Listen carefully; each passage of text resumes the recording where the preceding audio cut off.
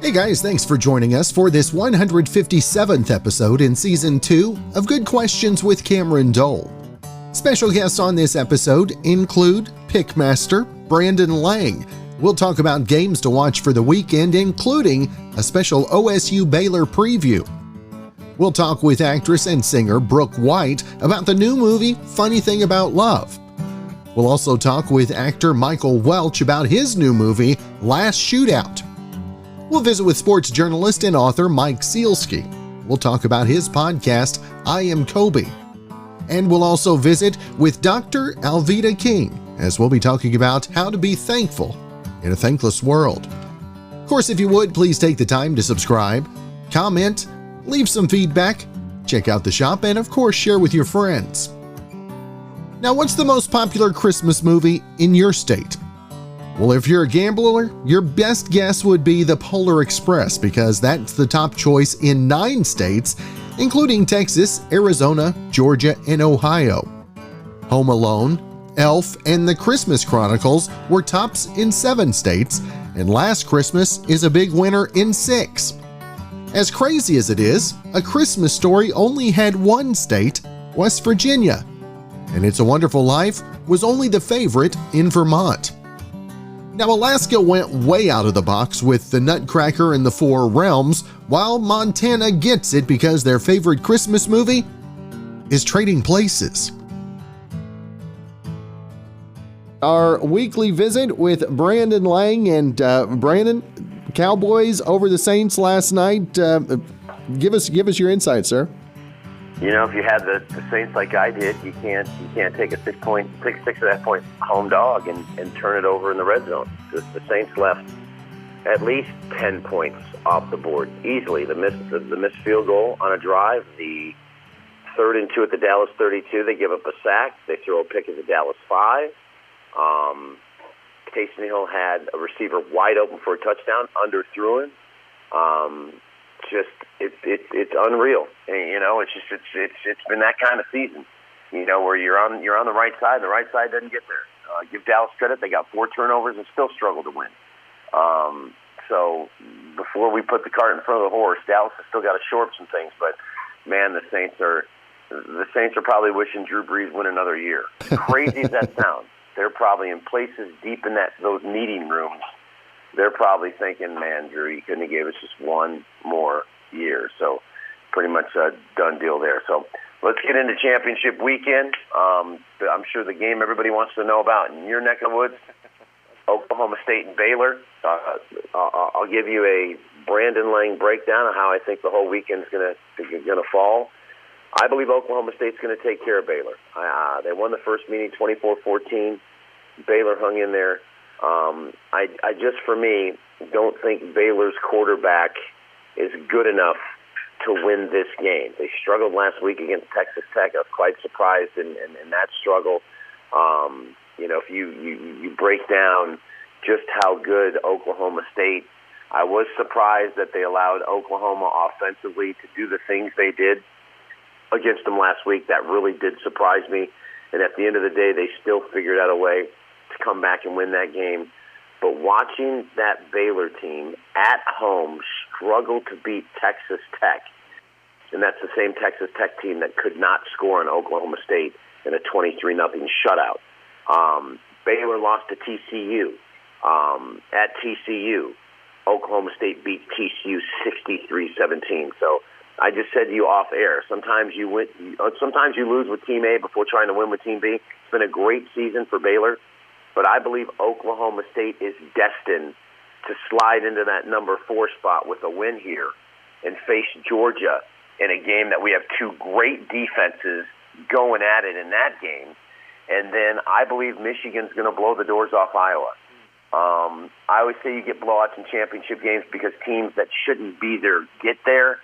And that brings us to the Iowa Hawkeyes, who kind of fell their way into this with Wisconsin losing at Minnesota. And they came back to win a game against Nebraska that they had no right winning on the face of the planet Earth, but they did give them credit for it.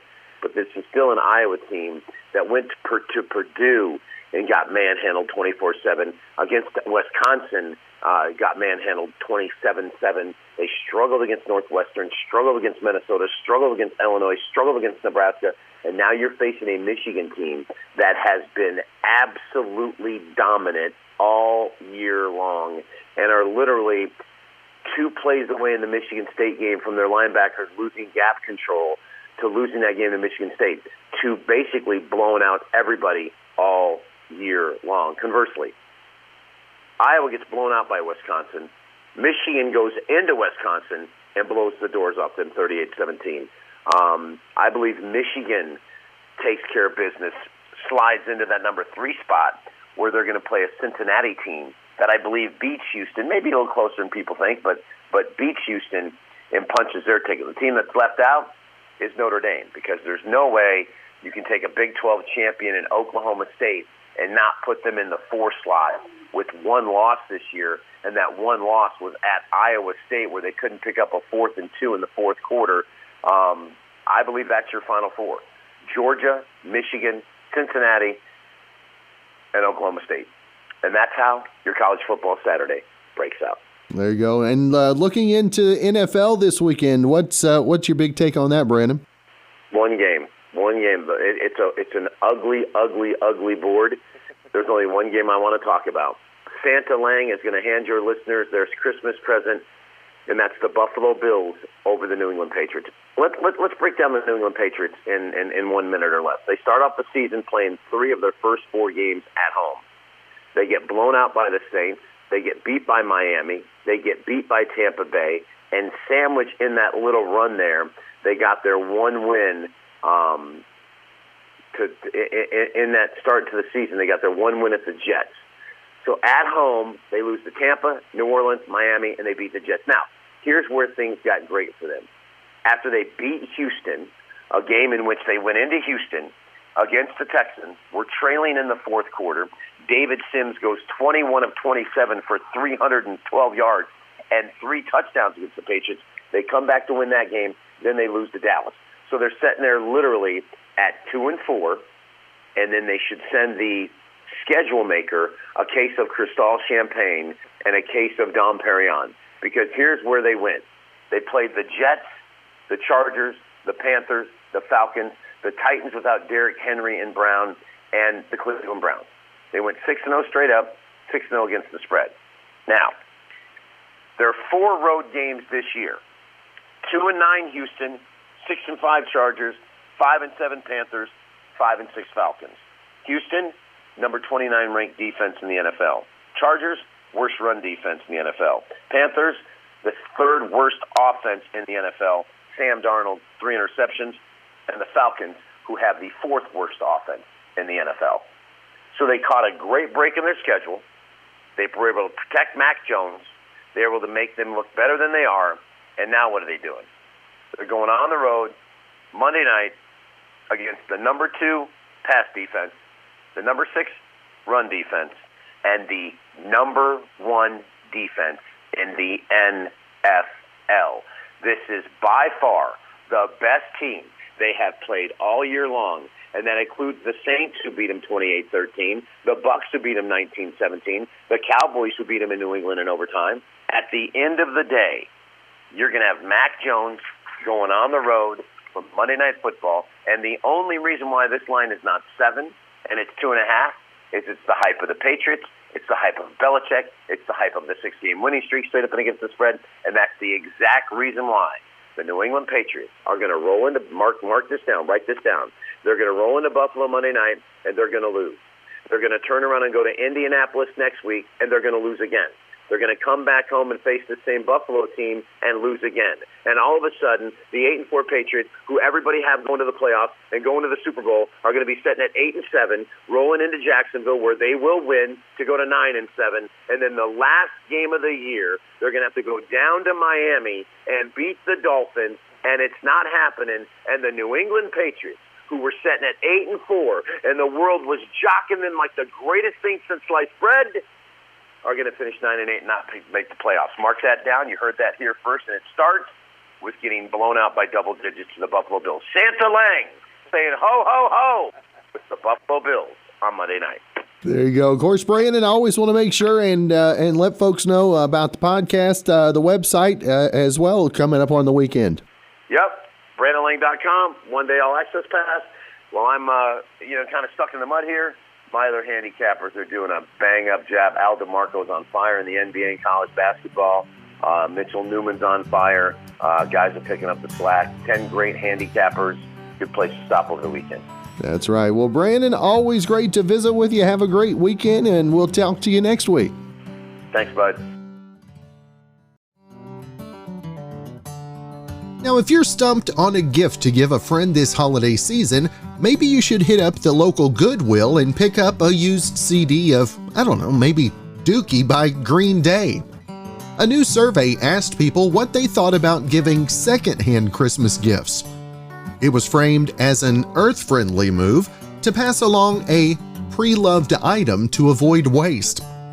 23% of people claim they'd consider buying a used gift to prevent it from going to the landfill. Nearly 40% would shop secondhand to try to get a bargain, and 31% would do it in hopes of finding something more unique. 19% said they'd feel grateful to receive a used gift for Christmas. So what kind of used gifts are we talking about? Well, books are number one, which makes sense. DVDs are next, followed by toys and games, jewelry, ceramics and ornaments, CDs, vinyl records, video games, arts and crafts, and bags and purses. Got a new movie in theaters and on demand now. Brooke White, new movie, Funny Thing About Love. Brooke, appreciate you taking some time to be on the show. Yes, happy Friday. It is great to be here and, just releasing this new movie today. So it's kind of exciting. And what's release day like post-pandemic, Brooke? How much different does it look like? Well, I've done a couple made-for-TV movies, and so this one was different for me in that we actually did have a premiere, and I'm actually headed to the airport, but I came back to my hometown of Mesa, Arizona, which is actually where we filmed the movie.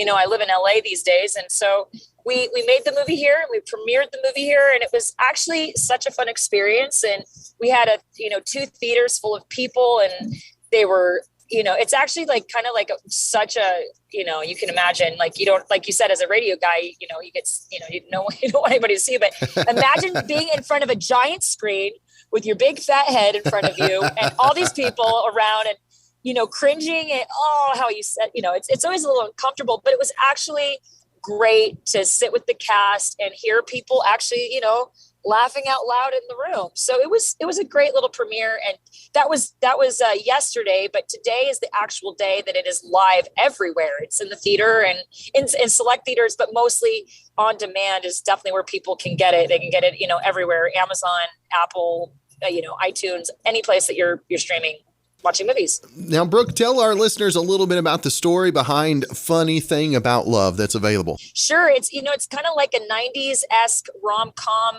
if you will, a bit of a Hallmarky story with definitely a much more comedic edge. It's like a love triangle at Thanksgiving. My best friend on screen, her name is Samantha. Also, my real life best friend, Summer Balesa, she plays the lead. And I'm married to her brother, who is John Heater. You may remember him. And he plays my husband, and we, as a family, want to kind of reconnect her with, her old flame, which is my brother in the film. If you're following, it's kind of confusing, but I want her to marry my brother. And, she brings a boyfriend home, for the holidays. And that's just kind of a problem. So we just need to kind of get him out of the way so we can, get her back in touch with the guy she's really supposed to be with.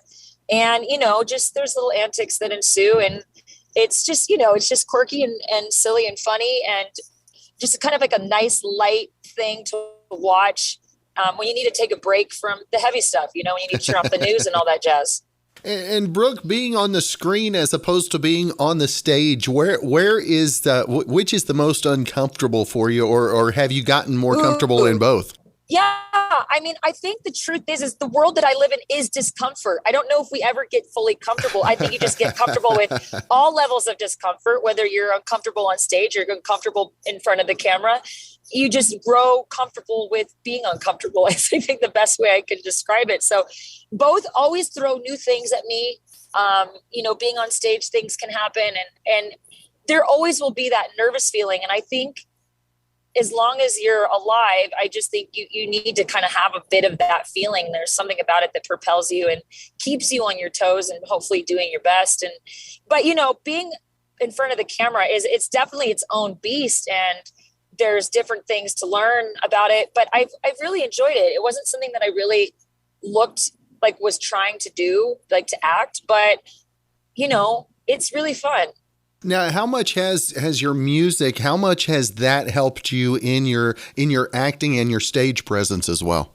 Oh, yeah. I mean, if anything, kind of like, post American Idol life, I think people that were making movies that were looking to cast people that were true musicians, whereas where I kind of found that's how I found my way in, I guess, or how it happened to me is they're, casting directors like, oh, we're looking to cast somebody who's, an actual singer-songwriter. And then they would have me write like three songs for the film. And so in the other roles I've taken, they were very music-centric. This one, however, I don't play a musician. However, I definitely want to mention that me and we wrote a song together called, very easy to remember, Funny Thing About Love. And so that song is the song I wrote for the movie, and that is out as well right now. You can get that everywhere you can stream, look for Funny Thing About Love. So yeah, I think music has just kind of been a very natural fit into the kind of movie side of things, the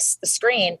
And it's been really fun to kind of merge those two worlds and get to play roles that incorporate that. Obviously that feels like a natural fit, and it's not too big of a stretch, of course, but it's great. I think they are really kind of, they're very complimentary. That's cool. Now, again, the movie is available now. Funny Thing About Love. Brooke, I want to make sure and let our listeners know not only where they can find more about the movie itself, but everything that you've got going social media wise as well. Yes, please come find me.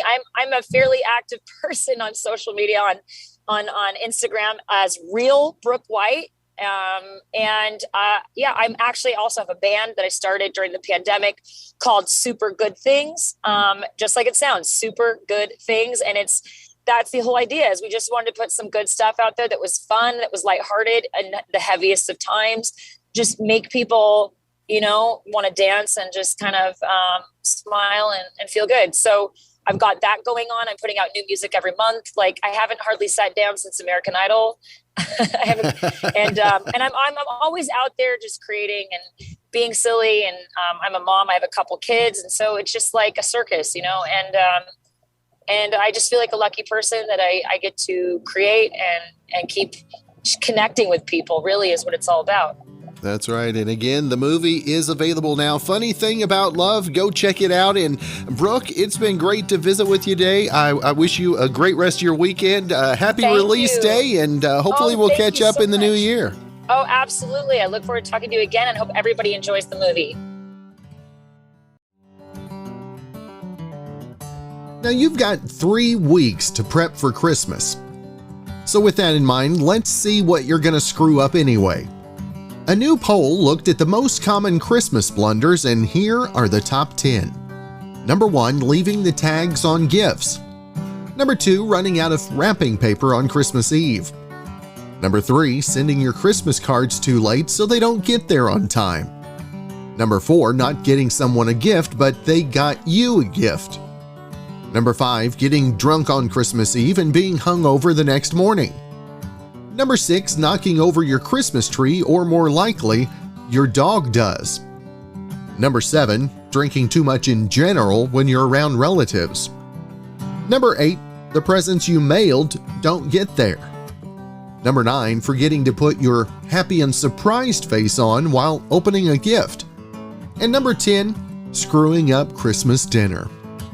Now, here are a few more that made the top 25. Watching a movie with your family that's got a sex scene in it. Ooh. Having the wrong person open a gift. accidentally breaking a gift you just received, and your kids catching you wrapping presents. You might remember him from a small series, the Twilight franchise. Got a brand new movie available in theaters and going to be available Blu-ray, DVD, digital coming up next week. Michael Welch on with us today. And Michael, first off, appreciate you taking the time, brother. Of course. Thank you, Cameron. Good to be talking to you. Now, Michael, tell the listeners a little bit about Last Shootout and the excitement of opening day, if you will. Yes, sir. I am very excited about this. So first of all, Last Shootout, it is an old-school, gritty Western. Bruce Dern, my old Twilight alum, Cam Guijonday, an amazing cast. Basically, it is about a lovely young woman named Skylar Whitty. I mean, that's the actress, and she's fantastic. She's going to be a big star, beautiful, awesome, talented, blah, blah, blah, blah, blah. She is set to marry Jody Callahan, my character, the night of our wedding. She finds out some unfortunate information about my family and about me specifically. She freaks out. She takes off. She's wandering in the terrain for days. She's picked up by gunman Billy Tyson, who's got his own past, his own history, his own set of issues, as many people do out there in the Old West.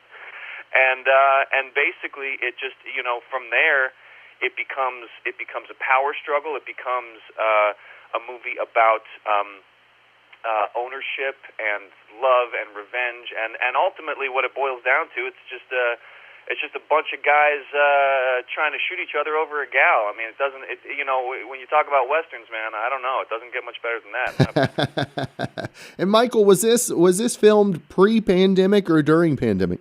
It was filmed during pandemic. This is actually the first film that I had worked on post-pandemic, so didn't know what to expect. I think part of why the film all sort of takes place outside was to keep things nice and open and as safe as possible. Because at the time we didn't know very much about what was going on really. But as a result, I think the film looks absolutely beautiful. We shot it out in a ranch, beautiful wide open ranch in my hometown, Santa Clarita, here in California. And of course there's all these amazing like drone shots where it's like the camera's floating way above everybody else and you see the whole scene. So it looks awesome. It looks like a western's supposed to look. And Michael, you talked about being wide open and using the technology with the drones. How much have drones added to the shooting capabilities, if you will?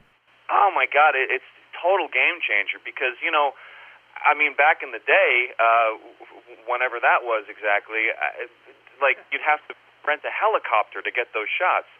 Not everybody can afford a helicopter. I don't know if you're aware; they're quite expensive. Drones, shoot, man, a couple $100. You put one of those tiny little spy cameras that are 4K HD on one of those, and it looks just as good. If anything, it's probably smoother because you can control it a little better. So, yeah, big game changer for anybody who wants to make movies. Now, Michael, how much did you learn from the filming of this one, and maybe about keeping in character? Was it easier or a little more difficult this time around? Well, keeping in character in a Western is probably the easiest thing in the world because you're in the outfit, you're on the terrain, the sun's in your eyes, so immediately you have to just start squinting like Clint Eastwood. I gotta tell you, I mean, if I was exclusively a Western actor, I'd be a happy guy. I love everything about it. I love the like I said, the outfits, the terrain, the accent, the crunch of dirt under my boots. It's the best. So yeah, not difficult to kind of put yourself in that world when everything around you is reminding you exactly where you are. And as we're in the holiday season, how have the Christmas and holiday celebration plans changed for you this year as opposed to last? Not too much. I mean, we're big fans of Christmas around here. We start the Christmas countdown 45 days in advance. And my wife is a designer, right? So she immediately gets to work, basically after Halloween, starts decorating interior, exterior of the house. So yeah, I mean, we have our families, and we have our routine, And basically, we're gonna, Christmas is, it's always a pretty intimate event anyway, so we tend to keep it pretty simple. But yeah, I'm really excited, man. I mean, I think, I think collectively we've all earned this one. You know what I mean? Like, I really wish everyone a wonderful, happy Christmas and holiday season, and I just enjoy yourselves and your families as much as possible. Take a breath. Enjoy yourself. That's right. Now, Michael, with the onset of streaming and on-demand video watching, how has that changed what opening day looks like for the actor as well? Oh, gosh. Yeah, well, that changes everything. I mean, first of all, I'm very happy that this movie is getting a theatrical release, because not all of them do anymore. A studio has to make that determination. But I think it speaks to the quality of our film that they've decided to do it. And I hope people, if you have a chance, make that choice. I mean, listen, the on demand is great, and it's fine, and it's great that everyone can have that access. But there's just something, I don't know, I'm old school, man. There's something about the theater experience that cannot be replicated, especially in a movie like this. I mean, you want the surround sound, you want the big screen, you want to immerse yourself into this world as much as possible, in my opinion. So, do what you want, but that would be my recommendation, if you can. There you go. Again, Last Shootout. It is in theaters right now as we speak. Michael, I want to make sure if folks would like more information about the movie and everything you've got going social media-wise, where's the best place? Yeah, so I am on Instagram and Twitter, Michael Welch Act, A-C-T, because I'm an actor, apparently not a very creative one. Anything that I'm involved with is going to go up on those platforms. There you go. Well, Michael, it has been a privilege to visit with you, sir. Looking forward to checking out the new movie this evening, and hopefully we can catch up again real soon. Awesome. I appreciate it, man. Yeah, it was fun. Anytime.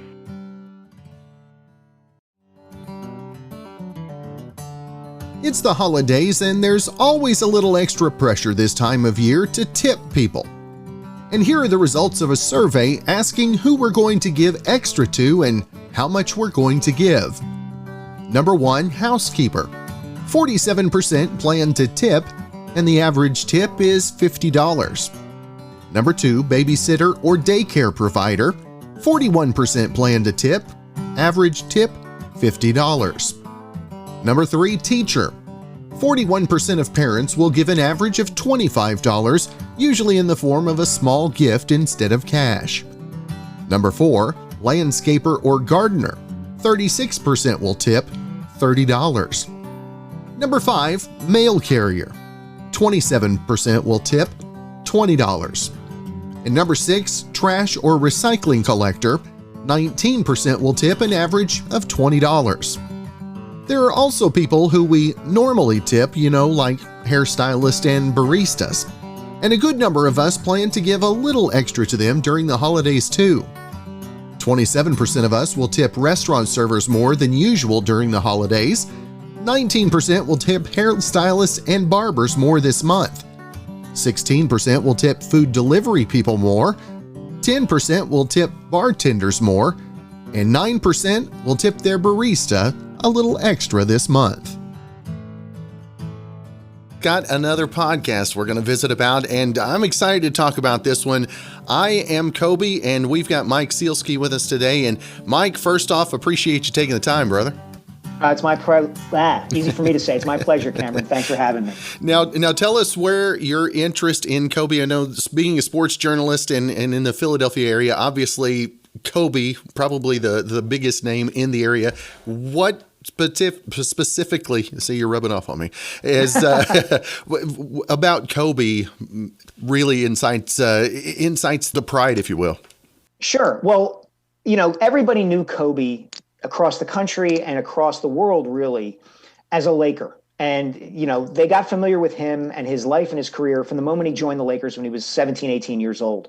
But I knew, growing up in the Philadelphia area and having worked in this market for a long time, that there was this whole other story to Kobe that we in our area knew well, but that the rest of the globe did not know well. And so it had drama. It had, everything you kind of wanted to know about Kobe Bryant the foundation of it was laid in and around Philadelphia. And so I looked at it like I wanted to do Batman Begins for the Black Mamba. I wanted to tell Kobe's origin story. And so that's what led me after his death, last year, to kind of embark on the book. And then I was able to get my hands on these tapes of him when he was 17, 18, 19 years old, these interview tapes, and that led to the podcast as well. And for you, were you surprised by the outpouring of love and affection that we saw when Kobe passed? I mean, were you blown away by how much of an effect that he had on the culture in general? I was surprised to a degree, but the more I thought about it, Cameron, the more I realized the reason I think that outpouring was so vast and so genuine was the arc of Kobe's life, right? Like, he traveled this up and down road that led to him creating the perception, and in many cases the reality, that he was still improving and still growing as a human being, right? Like, there were dark aspects to his life. There was what happened in Eagle, Colorado in 2003 and 2004. There were all the controversies while he was with the Lakers between him and Shaquille O'Neal and Phil Jackson, and him being a selfish player and a selfish person and all these things. But he had gotten to the point where he was growing and showing himself to be more than just a basketball player. He was a filmmaker. He was an author. He was a husband who relearned how to appreciate his marriage. He was a girl dad. All of these things that led to people kind of finding a point of connection with him that they hadn't had earlier. And I think that's what made his death so tragic and so earth-shaking for so many people, was that they felt like there was more to come from him. And we will never know what that more was. And also, Mike, I think we all saw a bit of ourselves in Kobe, whether that was the good or the bad. I think we all had a kinship, if you will. I think you're 100% right about that. And I think a lot of that traces back to his upbringing, right? Like, he lived for 8 years on and off in Italy, in Europe. And so he comes to the United States to stay for good in December 1991, and he kind of falls out of the sky. He's a 13-year-old kid who's in the middle of the year at 8th grade in a suburban Philadelphia high school. He hasn't had the same upbringing that the white kids have had. He hasn't had the same upbringing that the black kids have had. He's trying to figure out where he fits in, and where he fits in is through basketball. And what that upbringing allowed for him was he didn't see himself as part of any one particular race, culture, creed, whatever the case may be. He certainly explored his identity as a black kid in suburban Philadelphia during those years, but he was accessible to everybody. If he liked you, he liked you. It didn't matter if you were a guy or a girl, or you were white or black or anything like that. And I think you're hitting on something really important there, that there was this sense that he kind of could relate to anybody at a certain level. What was the aha moment going through the tapes and the recordings that really jumped at you, that you were like, I've really got to get in on this? Well, listening to the tapes, which I got from a confidant of Kobe's named Jeremy Treatman, who had tried to write a book with him back in the late 1990s and wasn't able to do that. They did these series of interviews, and then Jeremy found the tapes 25 years later and gave them to me so that I could do the book and do the podcast. One of the things that jumps out right away is how committed Kobe was at an early age to being great. He was talking about jumping to the NBA from high school when he was in 8th or 9th grade. And if you think back to that time, people were stunned that he made this decision, because he was like a wispy little 6'6" guard. Like, he wasn't Kevin Garnett. He wasn't this man child who was 7 feet tall and ripped with muscles, who everybody could look at and go, oh yeah, I can understand why Kevin Garnett's going straight to the NBA out of high school. Kobe wasn't built like that, but he had been planning for this for a long time. His orientation was toward professional basketball from the time he was 13, 14 years old. And he was willing to do whatever he needed to do to make that dream come to be. Sacrifice relationships, sacrifice a social life, work harder than everybody else. And so that really comes through in the tapes, I think. And again, the podcast, I Am Kobe. Mike, I want to make sure and let our listeners know where they can catch up to the episodes, the writing, and everything else you've got going social media wise as well, sir. Sure. So the podcast is I Am Kobe. You can find it anywhere you get your podcasts, iTunes, any sort of app. We're 4 episodes into it now. There's another 6 to come, plus another 2 bonus episodes. The book comes out. The book is The Rise. Kobe Bryant, The Pursuit of Immortality. That hits stores in January 11th. You can follow me on Twitter at Mike Sielski. Same thing on Instagram at Mike Sielski. There's a Facebook page. I'm standing with a sandwich board at street corners saying I will sell books for food. So, you can find me just about anywhere talking about Kobe. That's awesome. Well, Mike, it's been a privilege to visit with you today, sir. Have a great weekend. Happy holidays. And hopefully we can catch up in the new year. That would be great, Cameron. Thank you so much.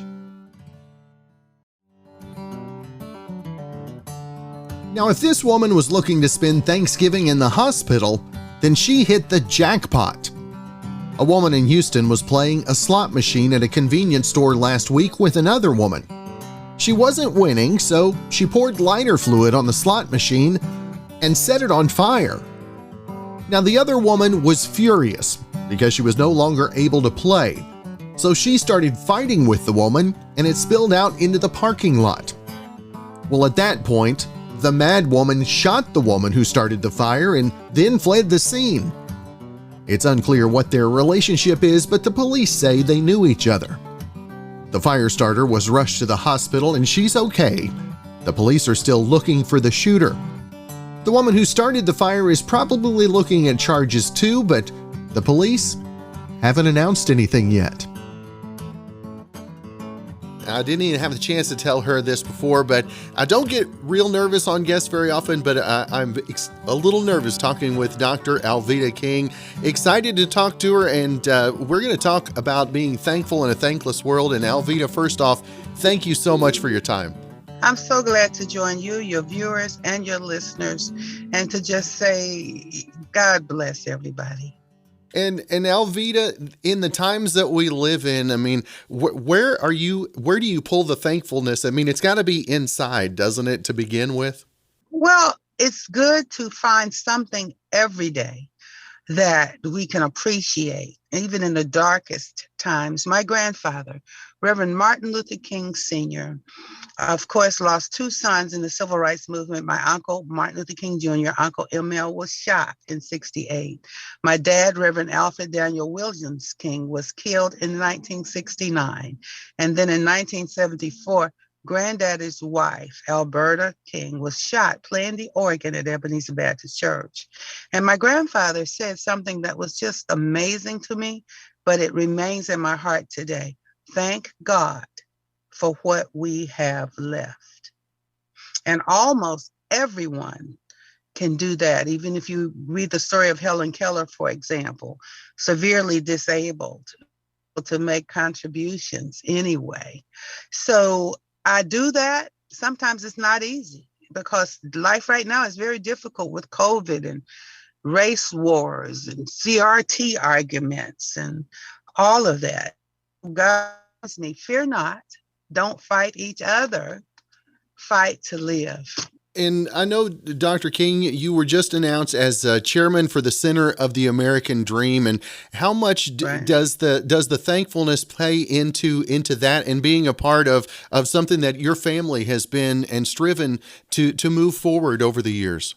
The American dream is rooted in the words, in God trust. One nation under God. So at the Center for American Dream, we deal with human dignity, with civil rights, of course, and all of the other issues that affect us as Americans. And it just says not America only, just America first. And with that is one nation under God. And so if we begin to embrace our lives here in America with that perspective, it's easier even to find things to be thankful for. For instance, my wonderful assistant, executive assistant, Eugene Vigil, died of COVID not long ago. My friend Herman Cain died of COVID. My friend Harry Jackson, those were mentors and friends and people that I worked very closely with. And I was like, oh, what do I have left? He said, you have God first. You still have God and you have a mission. And there are many other things that I could mention that I have left. And I think each and every one of us, especially if we've been impacted by COVID, and almost everybody has, yes. Either you've had it or argued with somebody about taking a shot or not taking a shot. But don't argue with each other. Just fight to live and fight to be kind and to repent. What can we learn from what has happened these last 2 years, and how can we mend those fences that unfortunately we've let emotions build up even stronger strongholds than we've had before? If we can remember, we are one human race. Acts 17:26, of one blood God made all people. All flesh came from one blood. So we are one human race. My uncle Martin Luther King Jr. said we must love his brothers. He didn't say neighbors or kinsmen or cousins, but brothers and sisters. I added sisters. So the skin color issue, we are one blood. Now people say Black lives matter. Black lives matter because all lives matter. Black people are human beings. So put it in context to every life matters and that God's love matters. Is there a critical race? Absolutely. The human race. The one blood human race is the critical race. So if we can get those perspectives and stop fighting, we're not cold. We can actually see each other. We can see ethnicity and we can celebrate ethnicity. Jesus gives sight to the blind, so we can't go around saying, I'm blind, I can't see. And so I have to remind people of that all the time. And what are the main tenets of the Centers of the American Dream? What are the main tenets and the goals as you move forward into a new year as well? Center for the American Dream deals with human dignity from the womb to the tomb. We want our babies to all be born. We want them to be born into safe and secure places in society. So we have to work with all the other centers. We work with every center, whether it's education, justice, the area that gives you the second chance when you come out of prison, finances, medicine, safety and security. I can't name all the centers, there are several, but each one is important. So like them, life from the womb to the tomb, human dignity for every America, regardless of any circumstances. And so we're going to be traveling around the country to colleges with panels and talks and that kind of thing. We're going to develop the website pretty well so that people can weigh in and add their testimonies and let us know what's happening in their communities. And Dr. King, I know we're not where the dream ends, but what kind of advancements are we making? Too many times we focus on what we don't have, but talk about some of the advancements that you have been able to see. Well, I'm 70 plus years old now, and I lived in a time where you had to drink out of colored water fountains and white water fountains. You couldn't go to a movie theater. And if you did, you'd have to have some secluded seat or something. You couldn't try on clothes when you went to shop. All of those kinds of things did happen in my early lifetime, and none of that exists today. Justice has been kind of slow in some cases, but the young men in Alabama, I believe, that were accused of raping a lady and years later have been exonerated through DNA testing.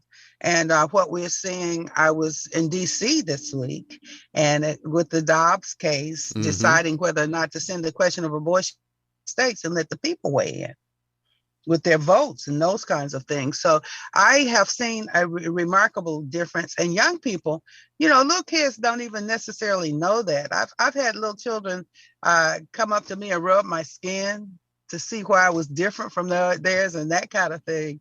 But kids don't discriminate that way. My mother says hate has to be taught. Yes. And we will love each other long if we work on it. That is right. Well, Dr. King, I want to make sure and let our listeners, if they would like to find out more information about the Center for the American Dream and any of the other works that you've got going, I want to make sure that we direct them where to find more information. Well, if you will just put the AFPI, American Center, not for the American Dream, I'm sorry, America First Policy Institute. And once you get to America First Policy Institute, you can scroll down and find me. Also at alvedaking.com and Speak for Life. Well, Dr. Alveda King, it has truly been a privilege. I appreciate you carving some time out. You even pulled off to the side of the road to share some one-on-one time with us today. And Merry Christmas, everybody. Yes. Well, thanks again for joining us for this 157th episode in Season 2 of Good Questions with Cameron Dole. If you ever have a comment, a question, maybe anything else you'd like to know, you can hit me up on the contact page at gqwithcam.com.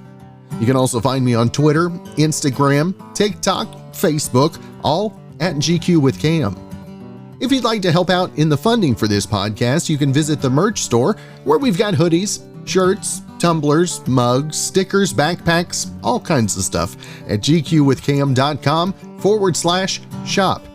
And if you have a special guest idea, email me, Cameron@gqwithcam.com. Would like to say thanks again to our good friend Brandon Allen, who came up with the theme music for our show. We're going to let him play us out and hope you have a great rest of your evening.